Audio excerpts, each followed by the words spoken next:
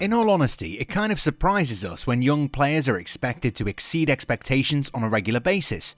Part of the reason that many young players have failed to live up to their potential is due to the weight of expectation and the fact that the player in question is never given any sort of leeway by the media or the football pundits, who simply jump the gun the moment they see the said player make a small mistake.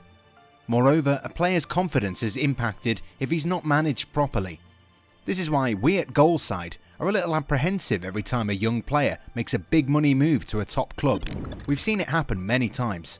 A good player starts making a name for himself and then all the big clubs start hovering above. The youngster eventually makes a move to the club in the backdrop of hours of rounds of negotiations, followed closely by a media frenzy. The young player arrives at his new club billed as the one for the future. The media expect the player to become the next Messi and always end up games with a 10 out of 10 rating. Fans expect the player to be better than all the seasoned veterans already there. The moment things start going south, there'll be unwanted media attention, with former players and coaches starting to criticise the player for not being able to justify his hefty price tag because, hey, the players decide how much they cost, right? In the end, constant criticism, lack of support and low confidence ruins the player's form, and he never manages to reach his full potential before fading into an ocean of obscurity. This summer, Chelsea managed to beat competition from several clubs to the signing of German international Kai Havertz. The youngster arrives with a €100 million price tag and is expected to hit the ground running. The youngster is regarded as one of the hottest players developed in Germany for a long time and was linked with moves to Bayern Munich, Barcelona and Real Madrid. However, Havertz decided to move to Chelsea in the summer transfer window, where Frank Lampard has spent around €200 million to bring in the likes of Timo Werner, Hakim Ziyech, Ben Chilwell and Thiago Silva. The Blues are putting together a squad for the future, and bringing in Havertz, who at 21 is still far away from reaching his full potential, is a true signal of intent. The former Leverkusen man's much anticipated debut for the club turned out to be a rather low-key affair. Chelsea won the opening game of the new season 3-1 against Brighton, but Havertz wasn't really able to show his true colours. Want to know how we never miss a match? With Fubo TV, you can stream any game, anytime, anywhere. Use our link in the description to start for free and watch your favourite teams live. The 21-year-old was positioned in a deeper role and was unable to influence proceedings the way he did during his time at Bayer Leverkusen. However, during the 2-0 defeat at the hands of Premier League champions Liverpool, Havertz was played as a false nine with Timo Werner operating from a wider attacking position. That didn't really make much of a difference either, as the young German struggled to really impose himself on the field. This approach wasn't only about Werner though, as Chelsea could also try to find Mount, Havertz or even N'Golo Kante in behind. However, they lacked quality in their deliveries. Sometimes the lofted balls were way too hard for the attackers to chase. In other occasions, the passes were too short and didn't even reach Liverpool's final third. Rather indifferent displays in the first two games for Chelsea made a lot of people jump to conclusions and even criticise the young player. However, that was an unfair assessment, given the fact that Havertz has had to play in two different roles in his early days. The German international can play in a wide variety of roles. He can play in the hole, play down the right flank, and even play as a striker. During the last few months of the 2019-20 Bundesliga season, Havertz was deployed as a striker, which is where he got most of his goals. While playing as a right-sided winger, the youngster has the ability to create opportunities for his teammates. Throughout his time at Bayer Leverkusen, the first time he made his debut for the senior team, Havertz had already established the reputation of a player who could play in multiple positions up front. Due to the fact that he has great vision and great close control, you'd always expect Havertz to always find that killer pass. This is why you can never say exactly what sort of player he really is.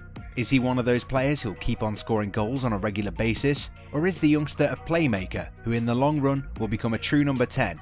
So is Havertz going to make Chelsea better? Absolutely. Is Havertz a future megastar? We believe so. How Havertz acclimatises himself at Stamford Bridge, however, and how he integrates with players like Timo Werner, Christian Pulisic, Hakim Ziyech, Mason Mount, N'Golo Kante, Callum Hudson-Odoi and Tammy Abraham is less certain. England is not the easiest place to break through, and it certainly is not the most patient place for a young core of players to meld together. Making the Blues better, however, won't be good enough for Havertz. He'll be paid like a club saviour. That hefty contract will come with major pressure to perform.